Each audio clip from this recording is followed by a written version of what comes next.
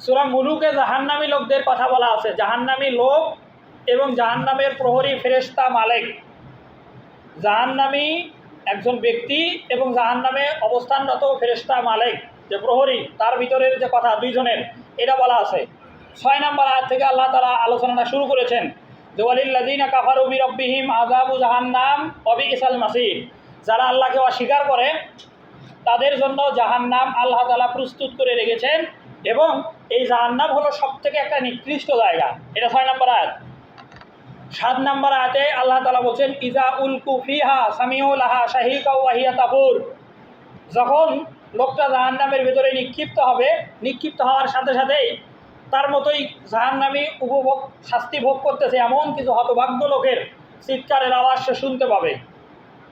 এবং তাকাদু তামাইয়াজু মিনাল গাইজ কুল্লামা উলকিহা ফিহা ফাউজুন সালাহুম খাজানাতুহা আলাম ইয়াতিকুম নাযীর। যখনই লোকটা জাহান্নামের ভেতরে নিক্ষিপ্ত হবে, কুল্লামা উলকিয়া ফিহা, যখনই লোকটা জাহান্নামের ভেতরে নিক্ষিপ্ত হবে, সালাহুম খাজানাতুহা, সালাহুম মানে জিজ্ঞাসা করবে, খাজানাতুহা মানে রক্ষক, তার মানে জাহান্নামের রক্ষক ফেরেশতা মালিক তাকে জিজ্ঞাসা করবে। যে লোকটা জাহান্নামের ভেতরে পড়লো, ফেরেশতারা অন্য ফেরেশতারা ধরে জাহান্নামে ফেলে দিল, এই নিক্ষিপ্ত হওয়া জাহান্নামী লোকটাকে জিজ্ঞাসা করবে আলাম ইয়াতিকুম নাযীর, যে তোমার কাছে কি কোনো সতর্ককারী আসে নাই? এই সতর্ককারী বলতে নবী যারা পেয়েছে তাদের কাছে জিজ্ঞাসা হবে নবীদের ব্যাপারে, যে তোমাদের কাছে কি নবী যায় নাই?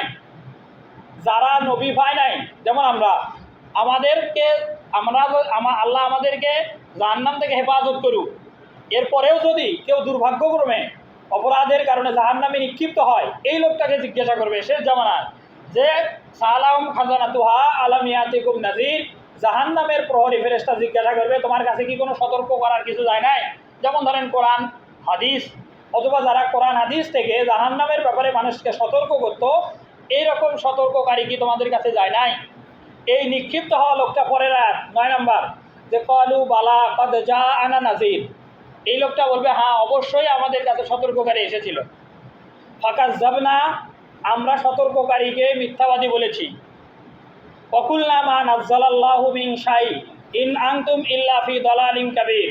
এবং তারা এই কথা বলবে যে আমরা জাহান্নামী যে আসছি সতর্ককারীকে এটা মিথ্যাবাদী মনে করতাম। ফাকাজ্জাবনা, আমরা তাকে মিথ্যাবাদী মনে করতাম।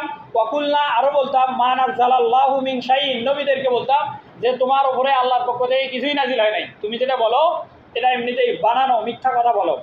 ইন আনতুম ইল্লা ফি দালালিন কাবীর, নবীদেরকেই আমরা গোমরাহী মনে করতাম। এরপরে যখন লোকটা জাহান্নামের ভিতরে পড়েই গেছে, জাহান্নামের ব্যাপারে তার বিশ্বাস তৈরি হয়ে গেছে, তখন সে বলবে যে ক্বালু লাউ কুন্না নাসমাউ আও নাকিলু মা কুন্না ফি আসহাবিস সাঈর। যে ক্বালু মানে জাহান্নামী লোকেরা বলবে লাউ কুন্না নাসমাউ, আমরা যদি এই নবীদের কথা শুনতাম, আও নাকিলু অথবা যদি বুঝতাম, মা কুন্না ফি আসহাবিস সাঈর, আজকে আর আমাদেরকে এই জাহান্নামে আসা লাগতো না। তারা স্বীকার করবে যে তাদের ভুল ছিল, নবীরা ঠিক ছিল, কোরআনের কথাগুলো ঠিক ছিল, হাদিসের কথাগুলো ঠিক ছিল। এটা 11 নম্বর আয়াত। পরের আয়াত ফাতারাফু বিজামবিহিম, ফাতারাফু মানে তারা চিনবে, পরিচিত হবে, স্বীকার করবে, বিজামবিহিম তাদের অপরাধের কথাগুলো, মানে তারা চিনবে নিজেকে যে আসলে আমি খারাপ ছিলাম, বা তাদের মনে হবে যে আমাদের দুনিয়াতে যত অপরাধ করছে এগুলো তাদের মনে হবে। ফাতারাফু বিজামবিহিম, যে তারা তাদের অপরাধগুলো স্বীকার করবে। ফাসুক্কাল লিআসহাবিস সাঈর, এরপরে তাদেরকে জাহান্নামে নিক্ষিপ্ত হওয়া লাগবে।